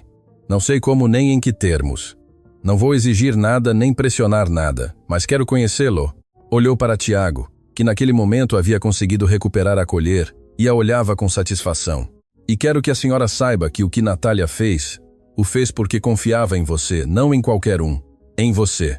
Patrícia não disse nada durante um longo momento. «Preciso de tempo», disse finalmente. «Tem, e preciso ouvir a gravação». Ricardo pegou o telefone velho da mesa e o colocou em frente a ela. Patrícia ouviu a gravação sozinha no quarto de Conceição. Ricardo e Conceição ficaram na cozinha. Ele tomou café frio sem perceber que estava frio. Conceição tecia algo pequeno com as mãos, sem pressa, com o tipo de concentração que é, na verdade, uma maneira de dar espaço ao silêncio para que faça seu trabalho. Passaram 20 minutos. Quando Patrícia saiu do quarto, tinha o rosto molhado e os olhos vermelhos e caminhava como alguém que acaba de atravessar algo pesado e ainda não sabe bem como está do outro lado. Colocou o telefone sobre a mesa, sentou-se. Ricardo não disse nada. Conceição também não. Tiago foi até sua mãe e lhe pôs a mão no joelho, que era sua maneira de perguntar se estava bem. Patrícia lhe pôs a mão em cima da sua. «Era boa pessoa», disse Patrícia finalmente. Não era uma pergunta nem um julgamento. Era a constatação simples de alguém que acaba de conhecer uma pessoa através de sua voz e que chegou a essa conclusão sem que ninguém a dissesse. «Sim», disse Ricardo. «Me fala na gravação, me chama pelo meu nome». Patrícia o olhou. Não esperava isso. «Eu também não esperava muitas coisas desta manhã». Patrícia exalou. Olhou para sua mãe. «Por que esperou tanto?» «Porque assim ela me pediu», disse Conceição. «Disse que era preciso esperar que o momento fosse o correto, que se forçasse muito cedo podia sair mal para todos. E agora é o momento correto? Acho que o momento foi se armando sozinho», disse Conceição com aquela sabedoria sua de pessoa que aprendeu que nem tudo pode ser planejado. Ele começou a perguntar. «Você começou a confiar um pouco mais. E eu estou ficando velha, Patrícia. Não queria ir embora sem ter feito o que me pediram para fazer». Patrícia a olhou. «A senhora não vai para lugar nenhum. Todos nós vamos para algum lugar. A diferença está em se deixamos as coisas em ordem». Ricardo ouviu isso e algo em seu peito se apertou de uma maneira que reconheceu. Era o mesmo peso que havia sentido no hospital na noite em que Natália morreu. Esse peso específico de entender que o tempo não se negocia e que há coisas que não podem ser adiadas indefinidamente. «Senhora Conceição», disse. «Posso levar os documentos? São seus. Natália me os deixou para entregá-los ao senhor. E a caderneta? A caderneta eu a deixo quando precisar». Conceição o olhou. Ainda há coisas que precisa fazer antes de estar pronto para lípola por completo. Ricardo não perguntou que coisas. Algo lhe disse que já saberia. Saiu da casa de Jardim Miriam ao meio-dia. Antes de subir no carro, Tiago saiu correndo atrás dele até o portão. Ricardo se abaixou ao seu nível. O menino o olhou com aqueles olhos seus que não tinham filtro, que olhavam as coisas como são, sem o revestimento que os adultos vão colocando com os anos em tudo o que veem. «Adeus», disse Tiago com aquele R que ainda não dominava, que fazia soar como adió. «Adeus», disse Ricardo. O menino levantou a mão. Ricardo levantou a sua. O mesmo gesto da primeira vez em frente ao quintal que nenhum dos dois havia esquecido, embora nenhum o dissesse. Ricardo subiu no carro. Arrancou. Desta vez sim olhou pelo retrovisor. Tiago continuava junto ao portão com a colher de pau na mão, olhando o carro afastar-se com aquela seriedade sua que era na realidade outra coisa. Era afeto. O afeto de 2 anos que ainda não sabe se nomear, mas que reconhece as pessoas que importam com uma precisão que os adultos perdem com o tempo. Ricardo dirigiu em silêncio durante meia hora. Depois pegou o telefone com viva voz e ligou para o Dr. Ernesto Moraes. O médico atendeu no 3º toque. Ricardo, que surpresa! Como está? Preciso que nos vejamos hoje, esta tarde.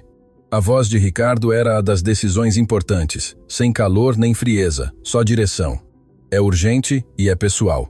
Uma pausa do outro lado. Por suposto, às 17h em meu consultório. Estarei lá. Desligou. Continuou dirigindo.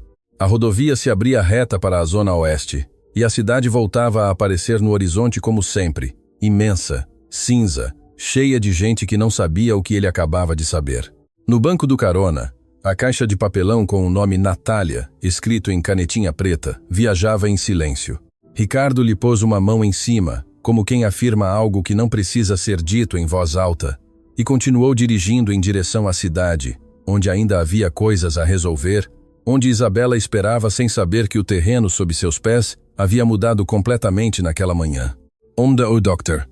Moraes teria que olhar nos olhos o homem cuja esposa havia ajudado a guardar um segredo por 3 anos, onde em uma mansão grande e silenciosa no Morumbi, um escritório com uma janela para o beco de serviço, ia ser logo um lugar muito diferente do que havia sido até agora. Isabela exposta. O consultório do Dr. Ernesto Moraes ficava na Faria Lima, em um prédio dos que cheiram a dinheiro velho e a decisões tomadas em voz baixa. Ricardo chegou às 17h em ponto. O médico o esperava de pé junto à mesa, com aquela postura de homem que sabe que a conversa que virá não será confortável. Tinha 58 anos, cabelo grisalho penteado para trás, mãos de cirurgião que, em repouso, sempre pareciam estar a ponto de fazer algo. Havia sido o médico da família Dantas por 15 anos. Havia estado presente na noite em que Natália morreu. Cumprimentaram-se, sentaram-se. Ricardo pôs a caixa de papelão sobre a mesa. O Dr. Moraes a olhou. Reconheceu a letra na tampa. Algo em seu rosto se moveu. Você já foi a Jardim Miriam, disse. Esta manhã Conceição lhe contou tudo. Tudo o que sabia. O que me falta saber é o que o senhor me vai dizer agora. O médico exalou. Recostou-se na cadeira com o peso de alguém que há tempo carrega algo que já não pesa igual que no princípio, mas que tampouco desapareceu. Natália me pediu como um favor pessoal, disse. Depois de 15 anos não pude dizer que não. Uma pausa. E porque acreditei que tinha razão, que se te dissesse você ia se fechar, que precisava encontrá-lo, sozinho. O senhor facilitou o procedimento? Eu o coordenei, a clínica, o acordo, a papelada. Me assegurei de que fosse legal e de que Patrícia Lima Dias estivesse protegida. E quando Natália morreu, por que não me disse nada? O doutor Moraes o olhou, porque ela me proibiu expressamente. Disse que se eu te dissesse, você ia receber como informação médica e ia processar como informação médica, frio, ordenado, controlado, e que isso não era o que o menino precisava. Precisava que chegasse a ele quando já o tivesse sentido, não quando alguém o tivesse explicado. Ricardo não respondeu porque sabia, com a honestidade incômoda de se conhecer bem, que Natália havia tido razão. Isabela sabe algo disso? Perguntou. O médico hesitou. Apenas um segundo, mas Ricardo o leu. Dr. Moraes, Isabela Fonseca me contatou há 8 meses, pouco depois que começou a trabalhar na coordenação de sua casa. O médico cruzou as mãos sobre a mesa. Me disse que havia encontrado nos registros de pessoal uma coincidência de datas que lhe parecia estranha. O ingresso de Patrícia Lima Dias, a idade do menino, o sobrenome do segundo nome na certidão de nascimento. Ricardo ficou muito quieto. O que ela queria? Confirmação. Queria saber se o menino tinha alguma relação biológica com você? O médico baixou os olhos. Não lhe dei informação clínica. Não podia, mas tampouco a neguei com suficiente convicção e ela é inteligente, com o que não disse foi suficiente. Então Isabela sabe. Ela suspeita com suficiente certeza para ter usado como alavanca. Me pediu que se você alguma vez perguntasse, eu dissesse que o procedimento havia sido um erro de Natália, que a decisão havia sido tomada em um estado de deterioração mental provocado pela doença, que o menino não era relevante legalmente. O silêncio no consultório foi dos que pesam como pedra. E o senhor aceitou? Me disse que se não aceitasse ia denunciar o procedimento ao Conselho Regional de Medicina por irregularidades no consentimento. O doutor Moraes levantou os olhos. Sei que não é desculpa. Sei que devia ter vindo te dizer de imediato. Estou há 8 meses sem dormir bem por causa disso. Ricardo levantou-se. Foi em direção à janela. A rua da Faria Lima lá fora, com seu trânsito tranquilo de tarde, cara. Não lhe disse nada. Tem documentado esse contato com Isabela? Guardo as mensagens por precaução. O médico abriu a gaveta da mesa e pegou seu telefone, o desbloqueou e o pôs em frente a Ricardo. Está tudo aqui. Ricardo leu as mensagens. 3 trocas distintas em 8 meses.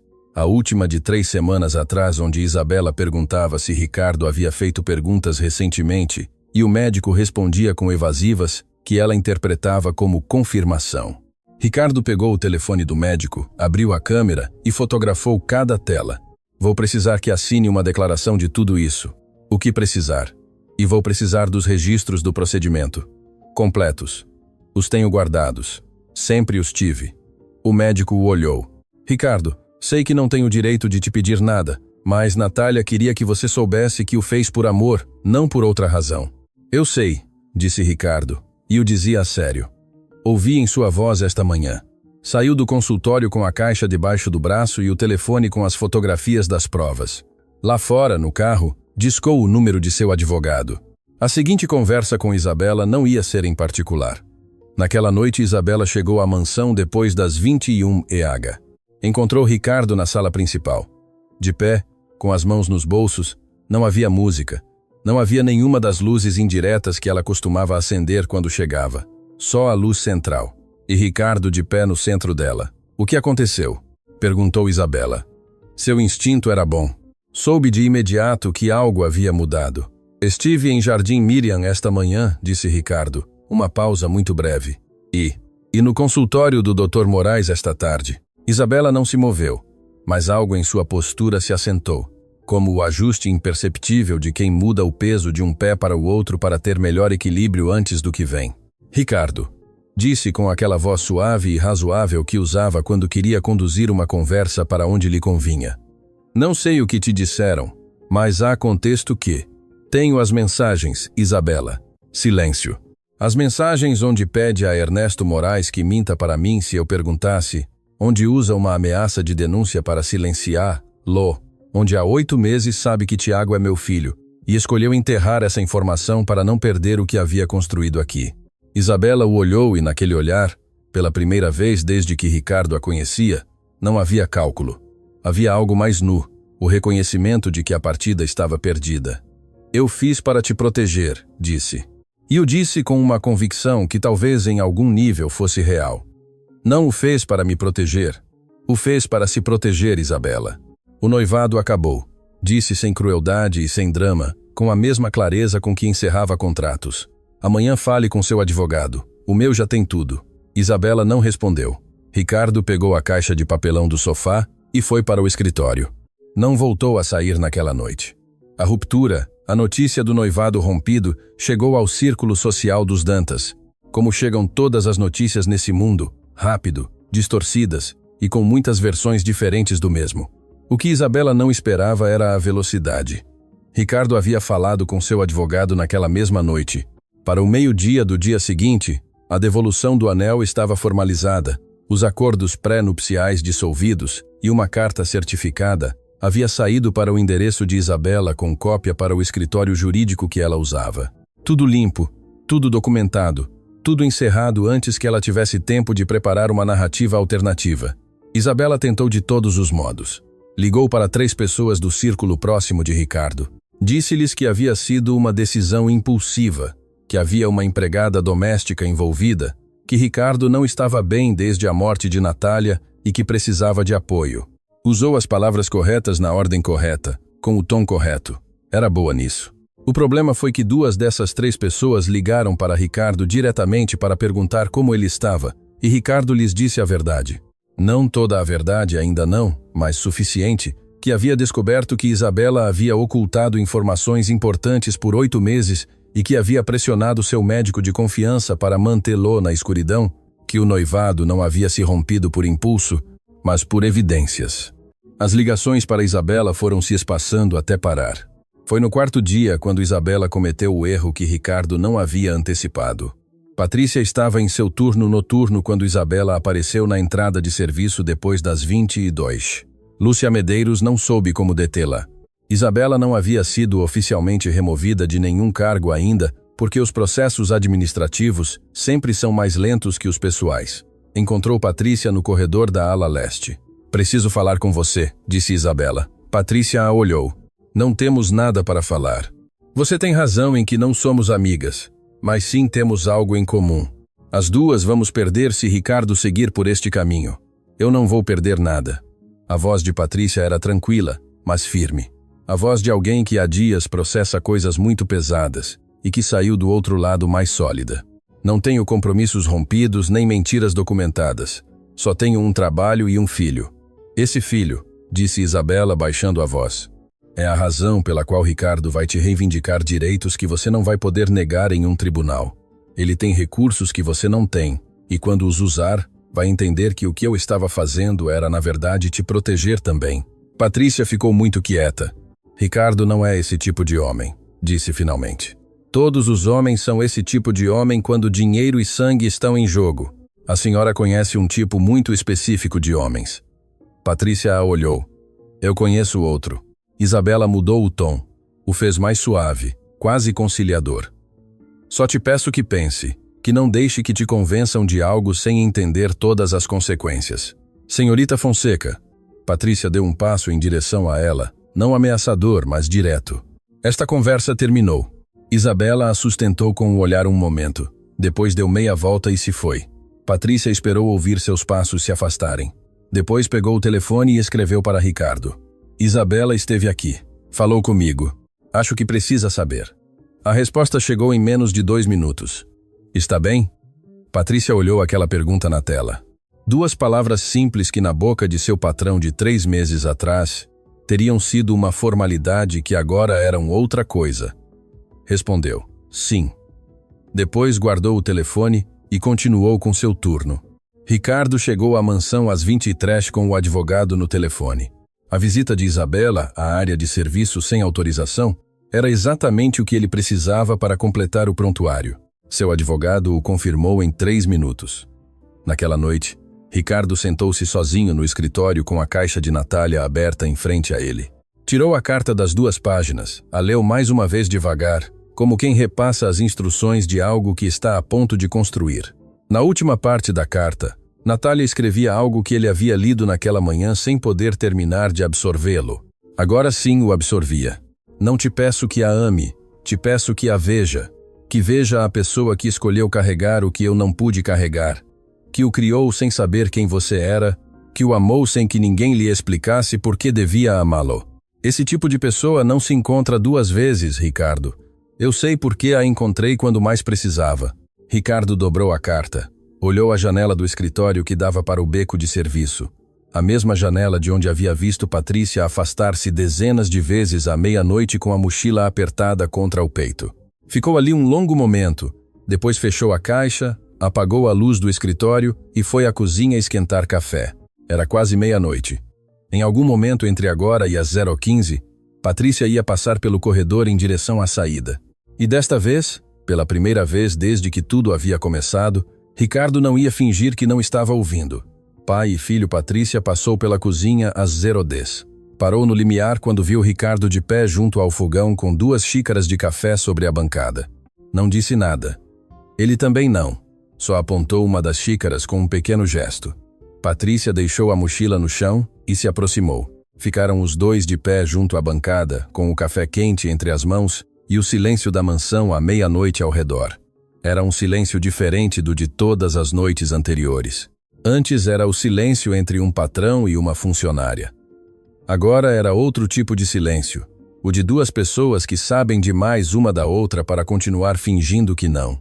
"Obrigado por me avisar sobre a Isabela", disse Ricardo. Era o correto.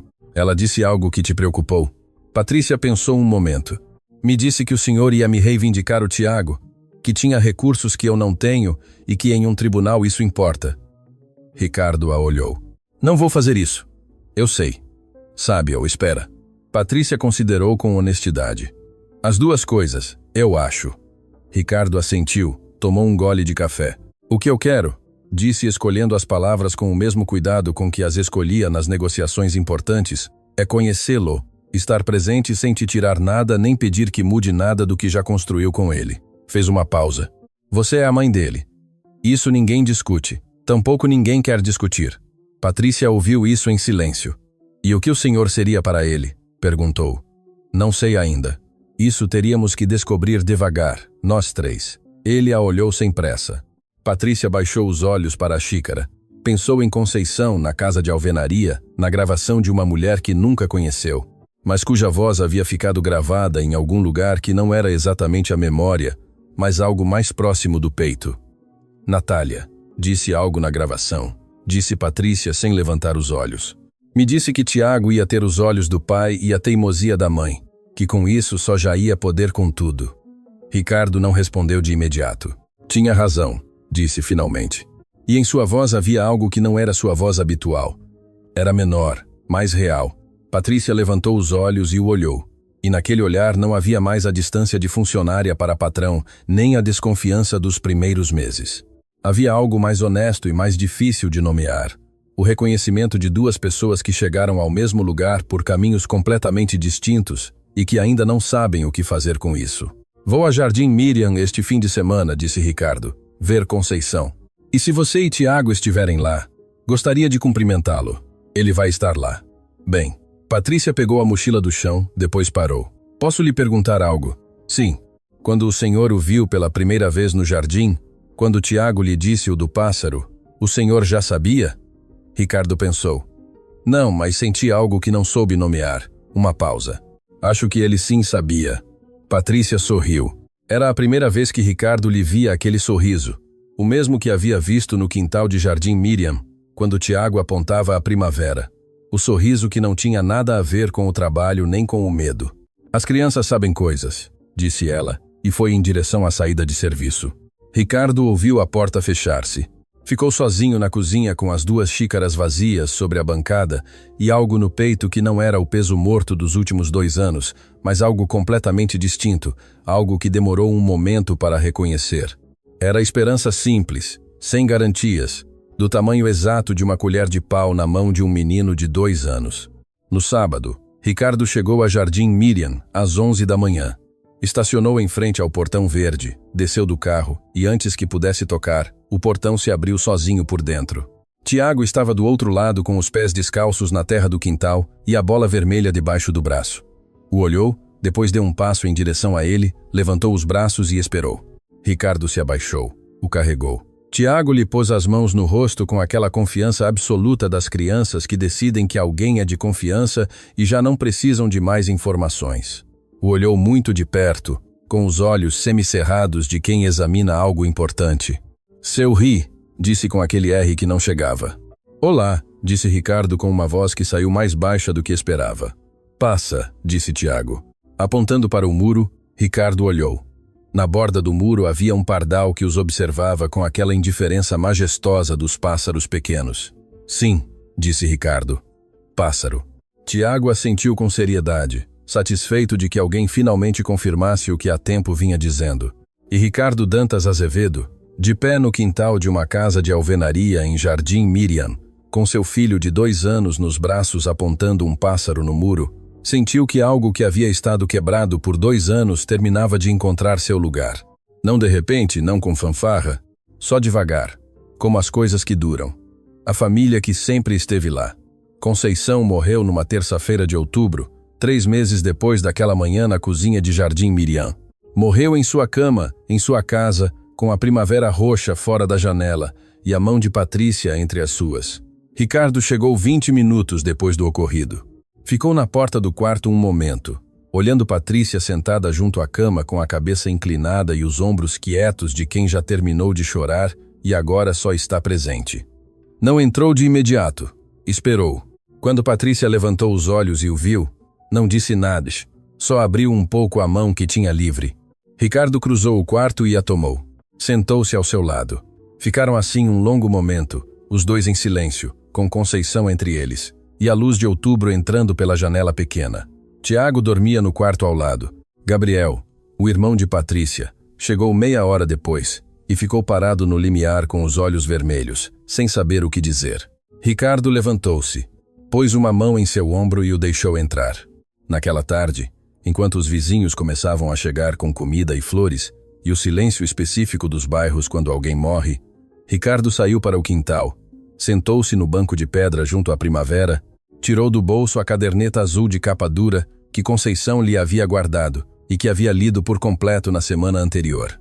Era o diário que Natália havia escrito durante os últimos 3 meses de sua vida. Abriu-o na última página. A data era 5 dias antes de sua morte. A letra já não era a mesma das cartas. Era menor, mais irregular, mas continuava sendo inconfundivelmente sua.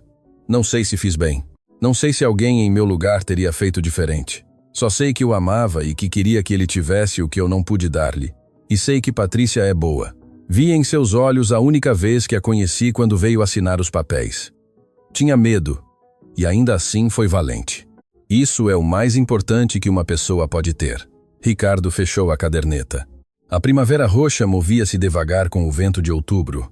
No quarto ao lado, Tiago despertou e começou a chamar sua mãe com aquela voz sua de recém-despertado, ainda meio sonolenta. Ricardo entrou. Patrícia estava com seu irmão na sala. Ricardo foi para o quarto de Tiago sozinho. O menino o viu entrar e se sentou na cama com o cabelo revolto e os olhos inchados de sono. Seu Ri, disse. Olá. Ricardo sentou-se na beira da cama. Como você dormiu? Tiago considerou a pergunta com seriedade. Bem, disse e depois apontou a janela. Vovó. Ricardo o olhou.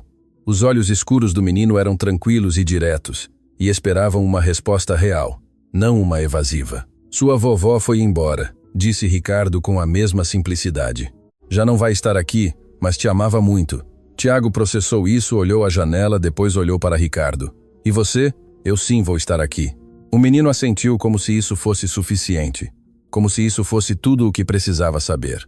Subiu no colo de Ricardo com a naturalidade de quem fez isso 100 vezes, embora na realidade não tivessem passado nem 4 meses desde que se conheceram. Ricardo lhe pôs um braço ao redor, e os dois ficaram olhando a janela da mesma maneira, com os olhos abertos e sem pressa. Patrícia entrou no quarto alguns minutos depois, os viu assim, não disse nada durante um momento, depois foi e sentou-se do outro lado de Tiago na cama. O menino ficou entre os dois com a cabeça apoiada no peito de Ricardo e a mão tomada por Patrícia. Obrigada por ter vindo, disse Patrícia. Não havia outro lugar para estar. 6 meses depois, um juiz de São Paulo assinou o reconhecimento legal de paternidade de Ricardo Dantas Azevedo sobre Tiago Ricardo Dantas. Não houve conflito, não houve tribunais inimigos, nem advogados brigando. Foi uma diligência tranquila de meia hora, com os documentos em ordem e Patrícia e Ricardo sentados um junto ao outro em frente à mesa do juiz. Quando saíram para o estacionamento do fórum, Tiago esperava com Gabriel junto ao carro. Correu em direção a eles assim que os viu, com aquela maneira sua de correr que ainda era mais queda que corrida. Ricardo o levantou. Tiago lhe tomou o rosto entre as mãos como sempre. Pai? Perguntou o menino que já dizia os R's quase bem. Sim, disse Ricardo. Agora sou seu pai. Ricardo o olhou. Aqueles olhos escuros e diretos e tranquilos que 3 anos atrás, Natália havia imaginado sem poder vê-los ainda. Já sou seu pai. Tiago o considerou um momento. Depois assentiu com a seriedade de quem dá por concluído um assunto importante. Bem, disse. E apoiou a cabeça no ombro de Ricardo com a mesma naturalidade com que o havia feito desde o primeiro dia. Patrícia, de pé junto ao carro, os olhava. Em seu rosto não havia tristeza nem alívio, nem nenhuma das emoções grandes que se esperaria. Havia algo mais simples e mais difícil de nomear a expressão de alguém que chegou a um lugar que não sabia que estava buscando e que reconhece ao chegar que sempre havia pertencido ali. Ricardo a olhou por cima da cabeça de Tiago. Ela o olhou. Não foi preciso mais que isso. Fora do fórum, em uma manhã de abril com o sol entrando horizontal entre os edifícios de São Paulo, uma família que Natália Azevedo havia construído com amor e com teimosia, e com a certeza de que as pessoas boas se encontram, embora o mundo ponha todos os obstáculos possíveis, terminava de se reconhecer sem ruído, sem discurso, com um menino de 2 anos e meio, que já dizia os R's quase bem, e que tinha os olhos do pai e a teimosia da mãe, exatamente como ela havia dito.